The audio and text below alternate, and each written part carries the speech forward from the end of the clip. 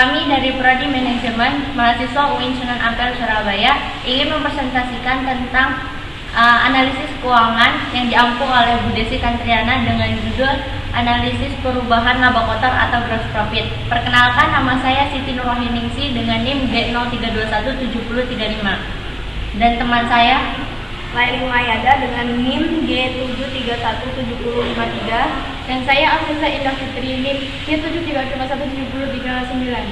dan saya Hidayatul Rahma dengan NIM G73217051, Dan saya Selvi Ainul Inayah dengan NIM G73217064. dan saya Alfi Zafara dengan NIM G73217043, Dan saya Fika Wahyu Rizky dengan NIM G73217096. Manajemen Make it simple. Pengertian laba kotor. Laba kotor atau margin profit merupakan selisih antara penjualan dengan harga pokok penjualan.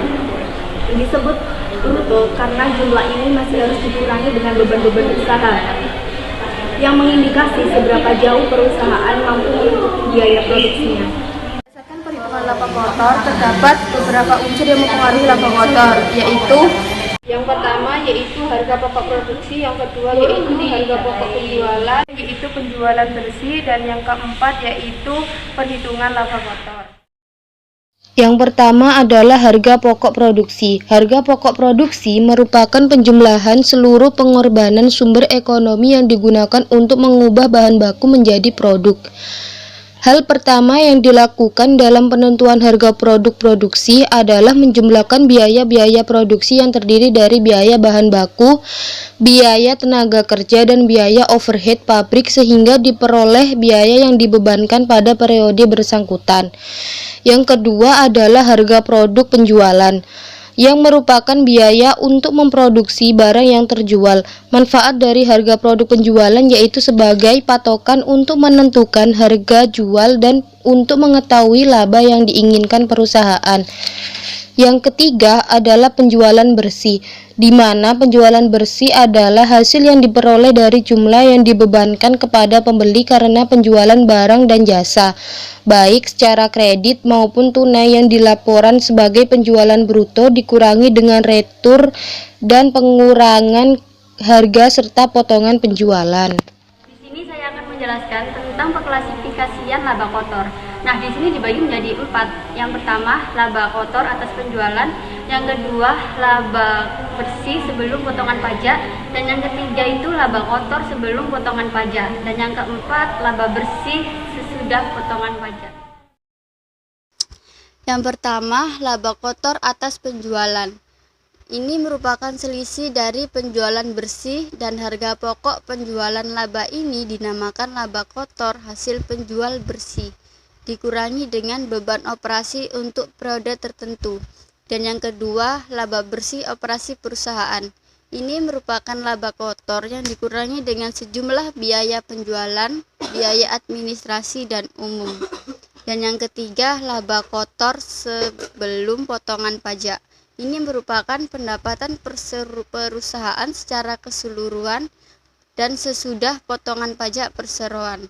Dan yang keempat, laba bersih sesudah potongan pajak. Ini merupakan laba kotor setelah diambil atau dikurangi dengan pendapatan dan biaya non-operasional dan dikurangi dengan pajak perseroan. Analisis laba kotor memberikan manfaat yang cukup besar bagi pihak manajemen. Secara umum, manfaat yang dapat diperoleh dari analisis laba kotor adalah: 1. Untuk mengetahui penyebab turunnya harga jual. Kesalahan akibat penentuan harga jual ini pasti dikarenakan faktor perubahan harga jual yang sangat rentan terhadap perubahan di luar lingkungan perusahaan. 2. Untuk mengetahui penyebab naiknya harga jual. Faktor penyebab naiknya harga jual dapat berasal dari dalam perusahaan, misalnya kenaikan biaya-biaya. Namun, harga jual dapat naik karena dipengaruhi dari luar perusahaan, misalnya pesaing yang menaikkan harga penjualannya. 3. Untuk mengetahui penyebab turunnya harga pokok penjualan. Penurunan harga pokok penjualan akan membuat perusahaan berusaha keras untuk bekerja lebih efisien dibandingkan dengan pesaing. 4. Untuk mengetahui penyebab naiknya harga pokok penjualan.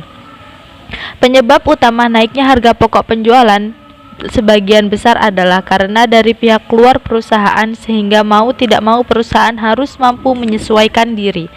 5. Sebagai bentuk pertanggungjawaban bagian penjualan. Artinya, ada pihak-pihak yang memang seharusnya bertanggung jawab apabila terjadi kenaikan atau penurunan harga jual. 6. Sebagai bentuk pertanggungjawaban bagian produksi. Artinya, untuk urusan harga pokok penjualan, pihak bagian produksilah yang bertanggung jawab. 7. Sebagai salah satu alat ukur untuk menilai kinerja manajemen. Hasil yang diperoleh dari analisis laba kotor akan menentukan kinerja manajemen untuk kedepannya. 8. Sebagai bahan untuk menentukan kebijakan manajemen ke depan. Untuk menentukan kebijakan manajemen ke depan dengan mencermati kegagalan atau kesuksesan pencapaian laba kotor sebelumnya. Faktor yang mempengaruhi laba kotor. Dalam praktik suatu perusahaan, laba kotor itu selalu berubah-ubah atau tidak sama, karena setiap periodenya itu akan mengalami perubahan. Dan faktor yang terjadi dalam laba kotor tersebut tidak hanya dari faktor perusahaan, tapi ada juga yang dari luar perusahaan. Dengan demikian, dapat disimpulkan bahwa perubahan laba kotor disebabkan 3 faktor berikut. Yang pertama, berubahnya harga jual. Artinya, berubahnya harga jual yang dianggarkan dengan harga jual pada periode sebelumnya. Perubahan ini jelas akan berdampak terhadap perolehan dari nilai jual tersebut. Yang kedua, berubahnya jumlah kuantitas atau volume barang yang dijual. Artinya, perubahan jumlah barang yang dijual dari jumlah yang dianggarkan dengan jumlah periode sebelumnya. Yang ketiga, berubahnya harga pokok penjualan. Maksudnya, perubahan harga pokok penjualan dari yang dianggarkan dengan harga pokok penjualan pada periode sebelum. Perubahan ini mungkin disebabkan karena adanya kenaikan harga pokok penjualan dari sumber utamanya. Menganalisis laba kotor, kita menggunakan dua metode.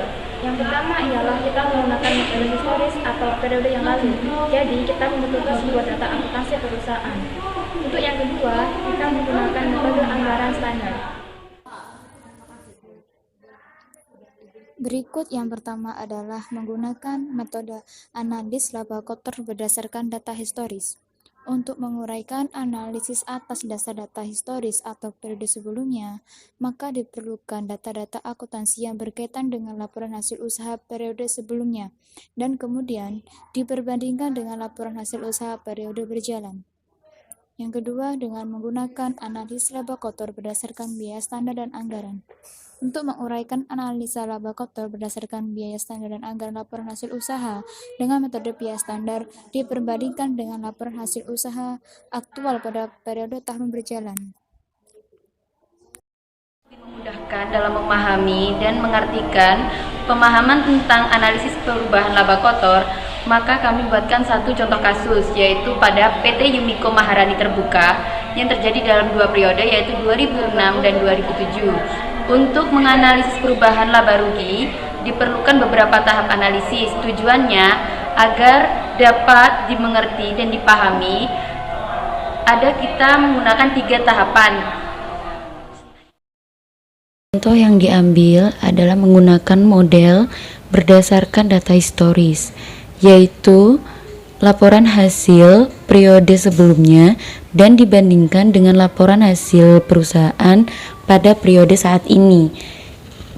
Pada PT Yumiko Maharani Terbuka menggunakan data 2006 dan 2007 yang terdiri dari 7 komponen, yaitu penjualan bersih, harga pokok penjualan, laba kotor, jumlah barang yang dijual, harga persatuan, dan harga pokok persatuan. Sebelum mendapatkan hasil dari perubahan laba kotor suatu perusahaan, maka kita memerlukan beberapa langkah, yaitu langkah pertama, membuat tabel perubahan. Secara ringkas, perubahan laba rugi yang terjadi dari data di atas jika dimasukkan ke dalam tabel adalah sebagai berikut. Bisa dilihat pada tabel ada kenaikan yang terjadi pada tahun 2006 ke 2007.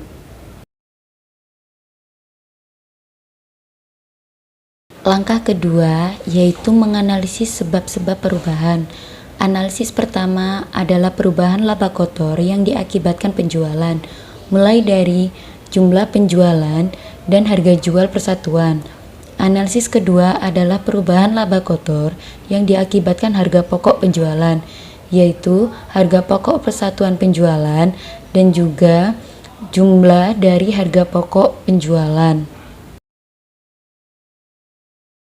Laba kotor akibat penjualan adalah yang pertama, faktor penjualan dengan rumus jumlah penjualan pada tahun 2007 dikalikan harga jual pada 2007 dikurangin harga jual 2006 dan mendapatkan hasil sebesar Rp55.000. Yang kedua adalah secara jumlah penjualan skala besar, yaitu dengan rumus harga jual pada tahun 2006 dikalikan jumlah penjualan 2007 dikurangi jumlah penjualan pada tahun 2006 mendapatkan hasil sebesar Rp10.000. Laba kotor akibat harga pokok penjualan. Harga pokok penjualan dengan rumus jumlah penjualan pada tahun 2007 dikalikan harga pokok pada tahun 2007 dikurangi harga pokok pada tahun 2006 mendapatkan hasil yaitu Rp27.500.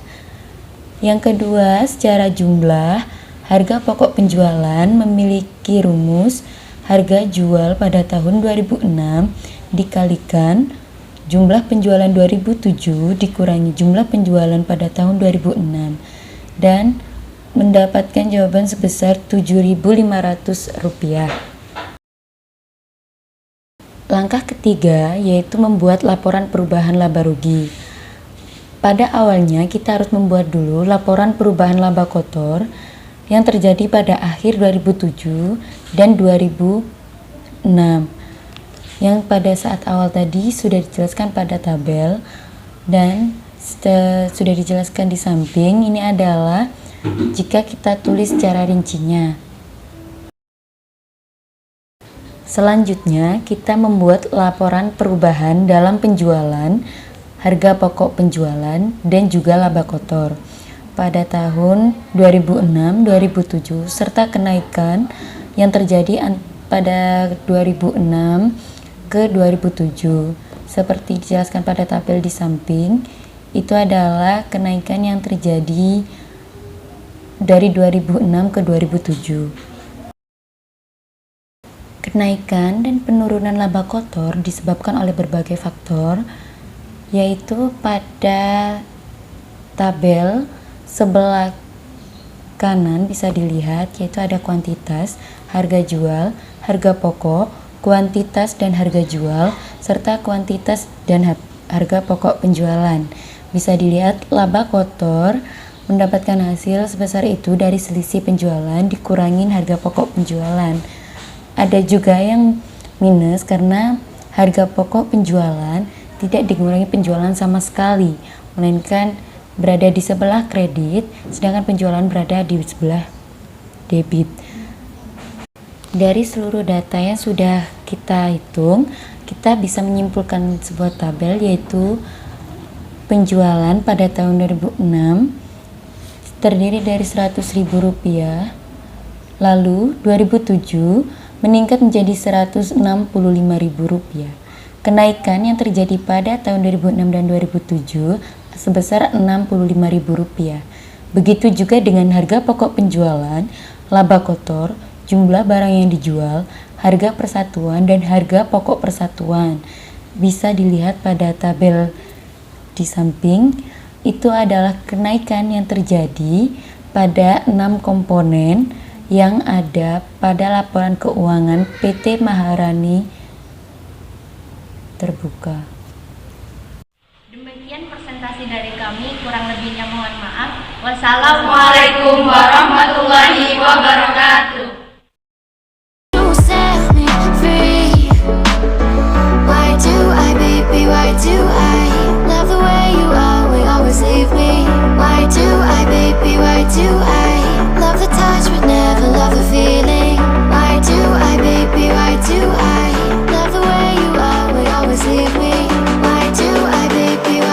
Harga pokok penjualan. disebut bruto. Lupa. Laba kotor, laba kotor. Kami dan kita nggak paham. 3217051. Saya Leni Mayaga dengan NIM G73217053. Ada kita menggunakan 3 tahapan. Diberikan dari analisis. Mempresentasikan Dengan harga pokok penjualan. guys.